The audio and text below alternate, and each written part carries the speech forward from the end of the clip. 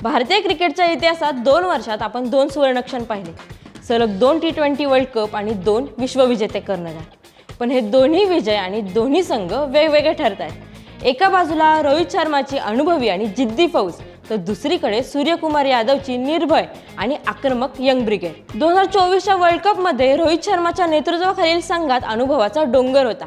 जसप्रीत बुमराह, विराट कोहली, रवींद्र जडेजा, हार्दिक पांड्या आणि ऋषभ पंत यांसारखे match winner सोबत होते। तो संघ आयर्लंड, पाकिस्तान आणि अमेरिकेवर वर्चस्व गाजवत सुपर 8 मध्ये पोहोचला।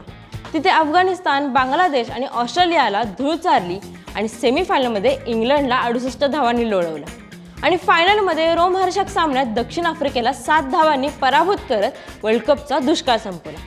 76 धावांची विराट खेळी आणि हार्दिकच्या 3 विकेट्स आणि सूर्यकुमारची ती मॅच विनिंग कॅच आजही डोळ्यांसमोर आहे।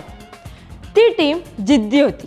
2026 चॅम्पियन्स बद्दल बोलायचं झाल्यास इथं कॅप्टन सूर्याच्या दिमतीला अभिषेक शर्मा, तिलक वर्मा, संजू सॅमसन आणि ईशान किशन यांसारखे युवा खेळाडू होते। तसंच जसप्रीत बुमराह सारखा अनुभवी एक्का होता। पहिल्या फेरीत अमेरिका आणि नेदरलँड्सनं भारताला झुंजवलं, पण सुपर 8 मध्ये दक्षिण आफ्रिकेने भारताला मोठा धक्का दिला। पण भारताने झिम्बाब्वेला नमवून पुनरागमन केलं।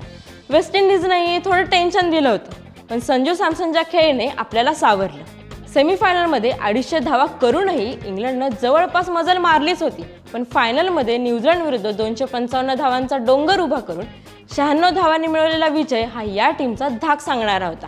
2024चा संघ संयमी होता, तर 2026चा संघ प्रत्येक चेंडूवर प्रहार करणारा होता।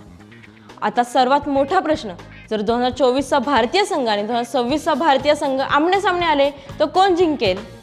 सूर्यकुमारची रणनीती आणि विराटचा अनुभव बाजी मारेल, की सूर्याची कल्पकता आणि संजू अभिषेकची आक्रमकता वरचढ ठरेल? तुमचं मत कमेंट्समध्ये नक्की सांगा।